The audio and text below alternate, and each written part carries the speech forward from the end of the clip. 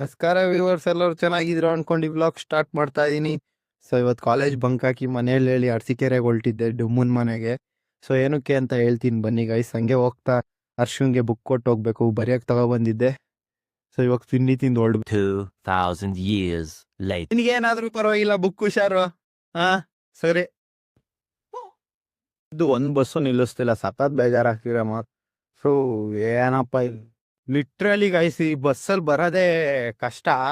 ಸಖತ್ ಜನ ಇರ್ತಾರೆ ಮಾತ್ರ. 2 hours ತಗೊಂಡಿದ್ದೀನಿ ತಿಪ್ಟೂರಿಂದ ಅರಸೀಕೆರೆಗೆ ಬರಕ್ಕೆ. 1.5 hour 2 hours ಅಲ್ಲೇ ಆಗೋಯ್ತು ಬಸ್ ಸ್ಟ್ಯಾಂಡ್ ಅಲ್ಲೇ. ಹಾಸನ್ ಸರ್ಕಲ್ ಅಲ್ಲೂ ಬಸ್ ನಿಲ್ಲಿಸ್ಲಿಲ್ಲ. ಏನ್ ಸಿದ್ ಬಂದಿನೋ ಏನ್ ಮಾಡ್ತೀರೋ, ಈ ಫ್ರೀ ಬಸ್ ಬಿಟ್ಟು ಅಂತೂ ಸಖತ್ ಕಷ್ಟ ಮಾಡ್ಬಿಟ್ಟಿದೆ. ಸೊ ವರ್ಷಕ್ಕೊಂದ್ಸತಿ ಜಾತ್ರೆ ನಡೆಯುತ್ತೆ ಗಾಯ್ಸ್, ವರ್ಷಕ್ಕೊಂದ್ಸತಿ ಜಾತ್ರೆ ನಡೆಯುತ್ತೆ. ಆ ಜಾತ್ರೆಗೆ ಬಂದಿರೋದು ಅರಸೀಕೆರೆಯಿಂದ ಏನೋ ಸ್ವಲ್ಪ ಹಿಂದೆ ಹೋಗ್ಬೇಕು. ಫೈನಲಿ ಡುಮ್ಮ ಬಂದ್ಬಿಟ್ಟ ಗಾಯ್ಸ್, ಬಂದ್ಬಿಟ್ಟ.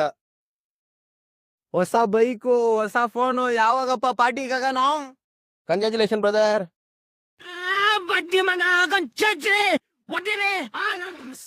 ಇಲ್ಲೊಂಚೂರು ಆಫ್ ರೋಡಿಂಗ್ ಮಾಡ್ಕೊಂಡು ಹೋಗ್ಬೇಕು.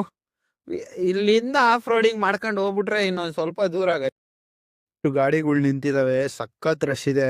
ವರ್ಷಕ್ಕೆ ಒಂದ್ಸತಿ ಮಾತ್ರ ಹಾಕಿಸ್ತಾರೆ.